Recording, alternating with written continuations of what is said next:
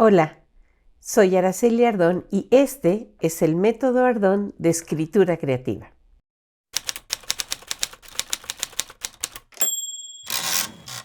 Hoy les voy a hablar del arranque, inicio, comienzo de una novela.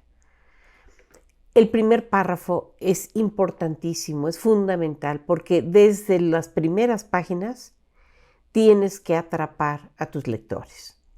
Tienes que hacer que ellos, al tomar tu libro en sus manos, suspendan su incredulidad. La suspensión de la incredulidad es lo que hacemos al entrar al cine. Dejamos afuera en la calle todas nuestras reticencias, nuestras dudas, nuestra natural duda o escepticismo sobre lo que puede ser lógico, verídico, verosímil o no en una película. Entonces, al entrar al cine y empezar a ver las primeras imágenes, estamos dispuestos a creer lo que sea.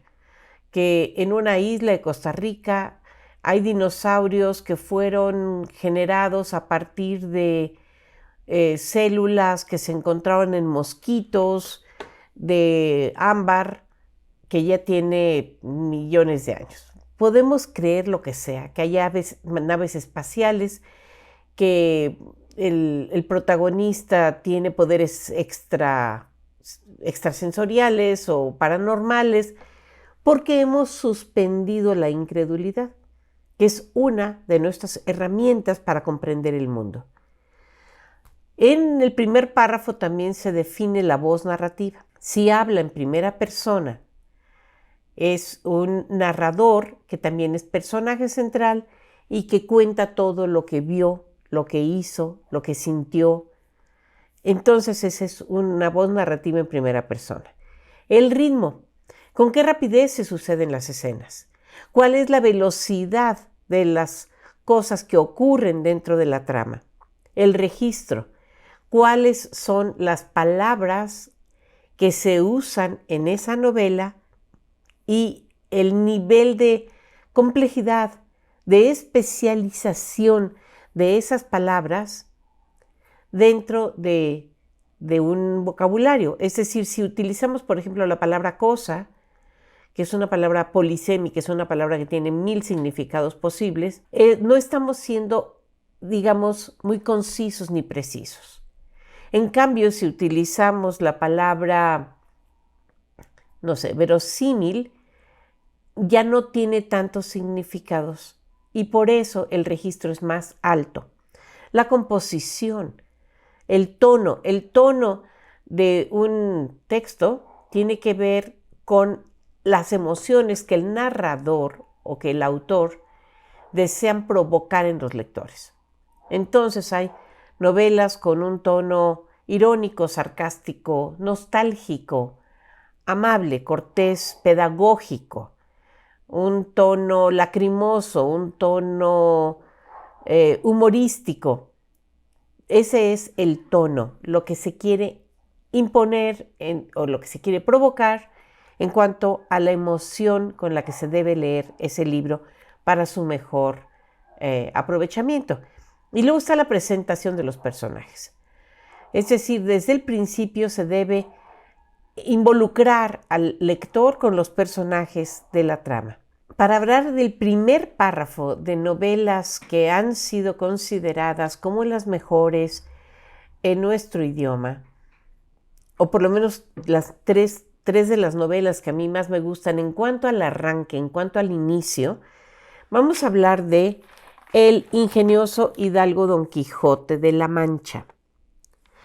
Y les voy a leer, primera parte, del ingenioso hidalgo Don Quijote de la Mancha, capítulo primero, que trata de la condición y ejercicio del famoso y valiente hidalgo Don Quijote de la Mancha.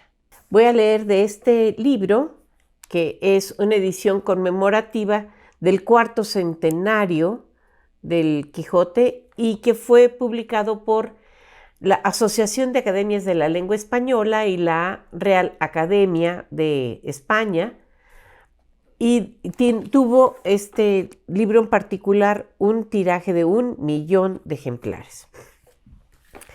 en un lugar de La Mancha, de cuyo nombre no quiero acordarme. No ha mucho tiempo que vivía un hidalgo de los de lanza en astillero, adarga antigua, rocín flaco y galgo corredor. Una olla de algo más vaca que carnero, salpicón las más noches, duelos y quebrantos los sábados, lantejas los viernes, algún palomino de añadidura los domingos, consumían las 3 partes de su hacienda.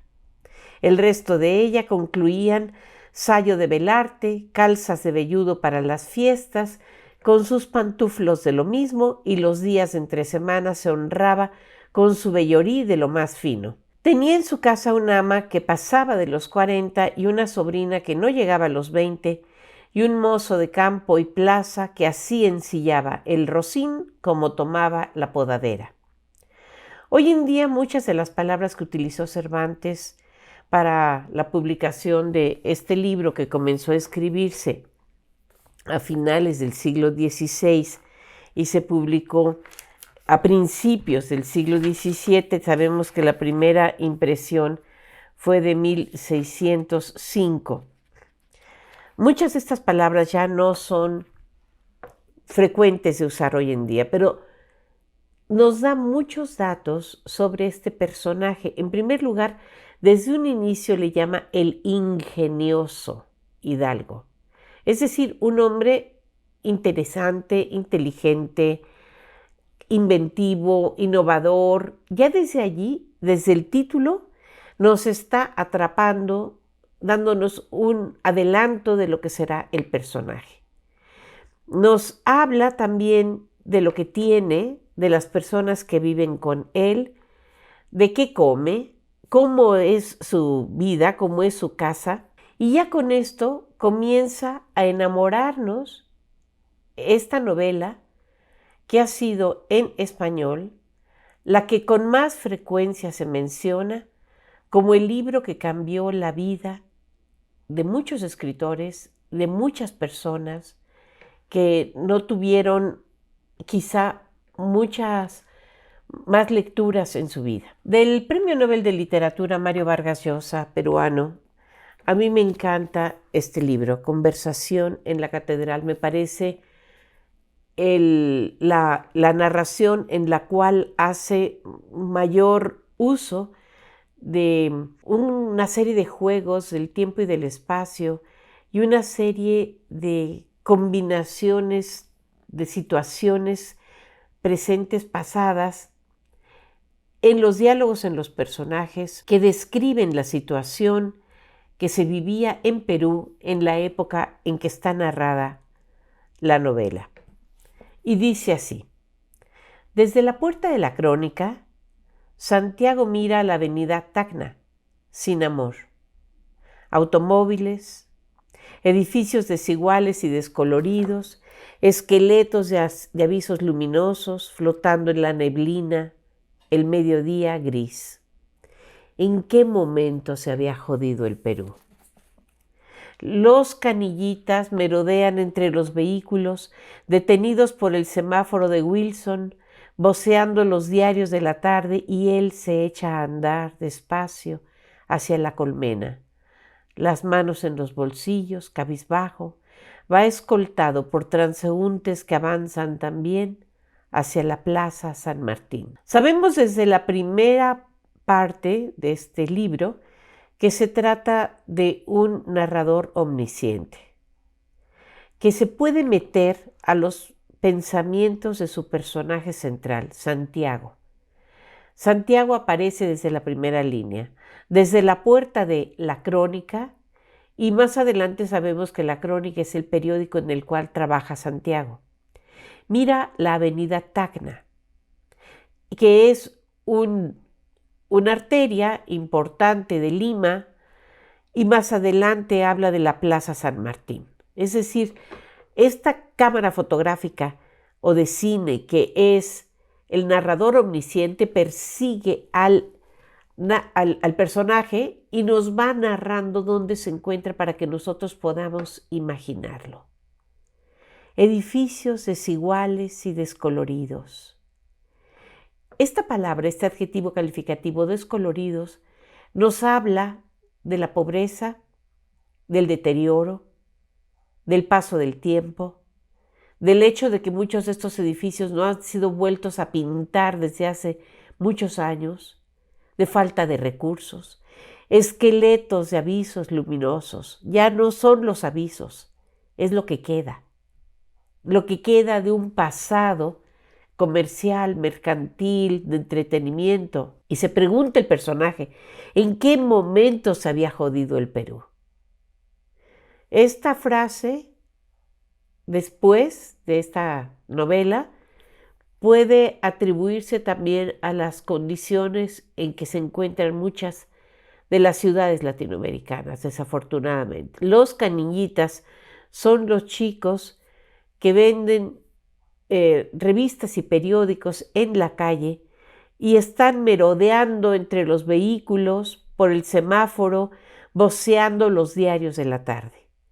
Aquí nos podemos dar perfecta cuenta de que esta es una novela anterior a los teléfonos celulares, las computadoras personales, las redes sociales y las formas de comunicación contemporáneas del siglo XXI.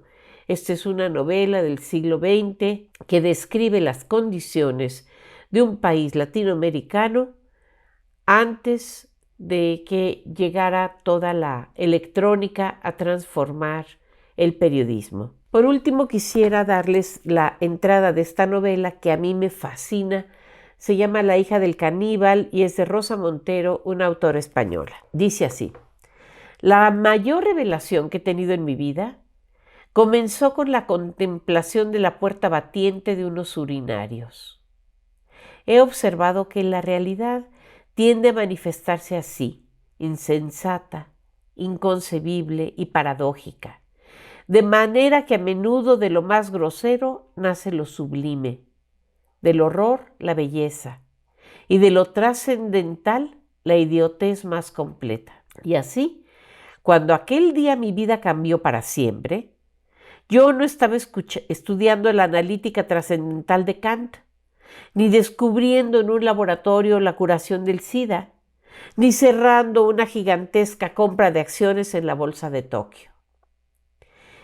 En primer lugar, nos da a conocer al personaje central, que es al mismo tiempo un narrador en primera persona, una mujer. En segundo, desde el inicio habla de los contrastes que se presentan en la vida, y esto, cuando es leído por una persona madura que ya ha experimentado estos contrastes, atrapa al lector y este lector va a continuar la novela hasta el final. Habla Rosa Montero de aquel día mi vida cambió para siempre. Bueno, el personaje que es el narrador en primera persona, Lucía.